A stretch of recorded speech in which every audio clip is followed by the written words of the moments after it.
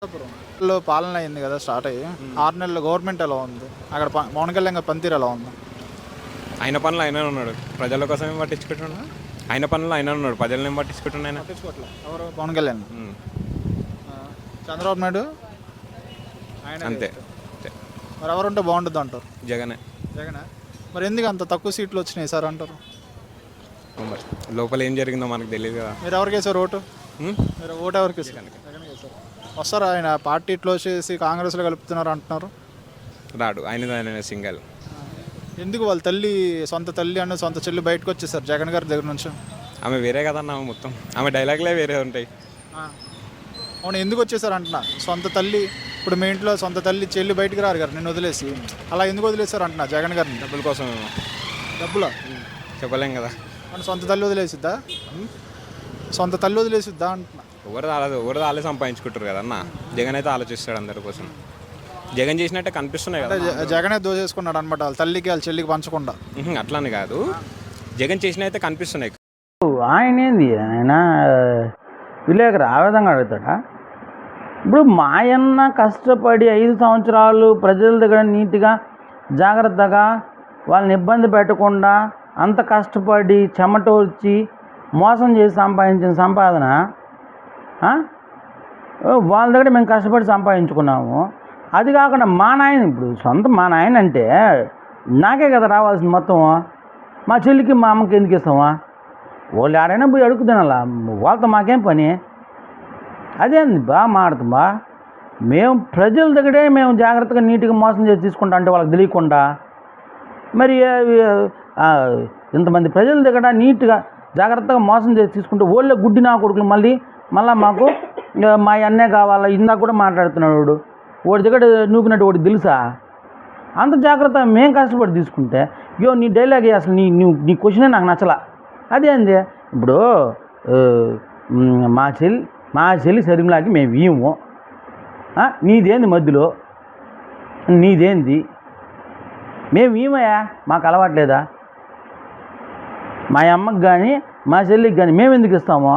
కష్టపడి మోసం చేసి సంపాదించుకునింది మా నాయన ఉన్నప్పుడే. మా నాయన పార్టీని మేము పెట్టుకొని అప్పుడు సంపాదించుకున్న డబ్బులే అయ్యట్టి ఇమ్మంటావు నువ్వు? నాకు అర్థం కావట్లేదు. ఇప్పుడు నాకు 2 బిడ్డలు ఉన్నారు, ఆడబిడ్డలు. వాళ్ళు మేము టిఫిన్లు తినము, మేము భోజనాలు చేయము, మేము నైట్ పూట ఇంకేమి తినము. మేము తినేదంతా కూడా నోట్లు. ఉదయాన్న 100 రూపాయల నోట్లు తింటాం, దాంట్లో నంచుకునేదానికి ఒక 200 నోట్లు తింటాం, 2 కట్టలు. అట్లా ఒక 5-6 మందికి లెక్క వేసుకో మా ఇంట్లో వాళ్ళకి. మా బంధువులు కూడా అదే పరిస్థితి. మేము అన్నం గట్ట తినమయ్యా. ఎప్పుడైనా ఆదివారం వచ్చిందనుకో ఏదో బంగారు బిస్కెట్లో లేదంటే ఏదో నక్లెస్లో అవి తింటాము, ఎందుకంటే అరుగుదల ఉండేవాళ్ళం కాబట్టి. ఇకపోతే మధ్యాహ్నం పూట అంటావా, మేము 500 రూపాయల నోట్లు మధ్యాహ్నం పూట తింటామయ్యా, ఎందుకంటే అవి కొద్దిగా అరుగుతాయి, బాగా డైజెషన్ బాగుంటుంది. అంతకుముందు 2000 నోట్లు తింటున్నాం, కానీ ఆయన బ్యాన్ చేసినాడు వచ్చి. ఆయన నరేంద్ర మోడీ ఆయన బ్యాన్ చేసినప్పటి నుంచి అవి ఆపేసినాం. ఏదో ఇంకా 500 నోట్లు తింటా ఉన్నాము. మీకేం తప్ప నాకేం అర్థం కదా.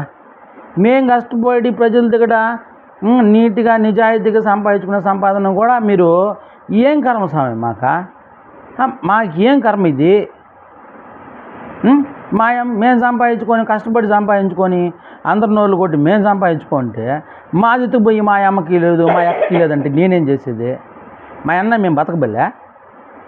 2 బిడ్డలు ఉండాలయా, 2 బిడ్డలు ఉన్నారు. వాళ్ళకి మళ్ళీ రేపు ఎవరో ఒకరు వస్తాడు లంగొట్టగాళ్ళు, వాళ్ళు తినబల్లే. ఇంకా మా ఇంట్లో వాళ్ళ స్వామి మేము టిఫిన్లు తినము స్వామి, మేము టిఫిన్లు తినము, మేము భోజనం చెయ్యము, అన్నం తినము, మాకు ఆరగవు, మేము తినే అంతా డబ్బులు కట్టలు. మీరు దయచేసి ఇట్లా డైలాగులు చెప్పకండి, మా వాళ్ళని అడగబాకండి. అది ఇంకోసారి అడిగితే మాత్రం బాగుండదుపా. మీరు ఇంకేందని అడగండి, మా నిజాయితీ గురించి అడగండి. మా 5 సంవత్సరాల పాలనలో ఇప్పుడు మా వాడు చెప్తున్నాడు కదా, వాడు నోటి నిండా గుట్కాయ చేసుకుని ఎంత చక్కగా చెప్తున్నా బిడ్డ. ఇప్పుడు అట్టాటి మాకు చాలామంది ఉన్నారు కార్యకర్తలు. మీరు ఎక్కడికైనా బోండి కావాలంటే, వాళ్ళు వెనక గోప మీద పెట్టిందట్టి కూడా హాయ్ అంటే వాళ్ళు అన్నా అని పరిగెత్తుకుంటూ వస్తారు. అదే ఆ ప్రేమ అంటే. మీకేం తెలుసు? మేము నిత్యావసర సరుకులు పెంచామా? అర్థమవుతుందా? పెట్రోల్ ధరలు పెంచామా? బస్ ఛార్జీలు పెంచామా? ఎవరిని అడిగినారా?